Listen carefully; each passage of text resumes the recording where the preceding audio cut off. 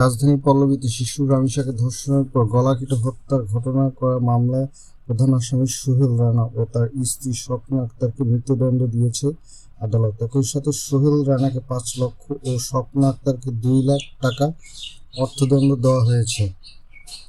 আজ রবিবার ৭ জুন বেলা ১১টা ৩৭ ঢাকা শিশু সহিংসতা দমন ট্রাইব্যুনালের বিচারক মাসুর সালেকিন এ রায় ঘোষণা করেন। রায় ঘোষণা শেষে ১১টা ৪১ আদালতের কার্যক্রম শেষ হয়। গত ১৯ মে রাজধানীর পল্লবীর একটি বাসা থেকে ৮ বছরের শিশুর খণ্ডিত মরদেহ উদ্ধারকারী পুলিশ পরে পার্কটিতে বসবাসকারী সোহেল রানা ও তার স্ত্রীকে গ্রেপ্তার করা হয়।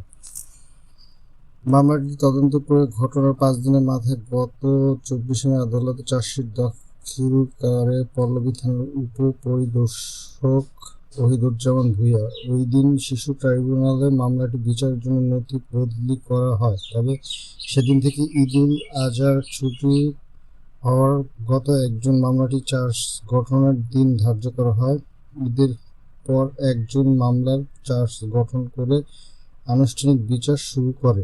পরদিন ২ জুন মামলাটির ১৭ সাক্ষীর মধ্যে রামেশের বাবা, মা, বোন, স্বজন সহ ১৬ জনের সাক্ষ্য শেষ হয়।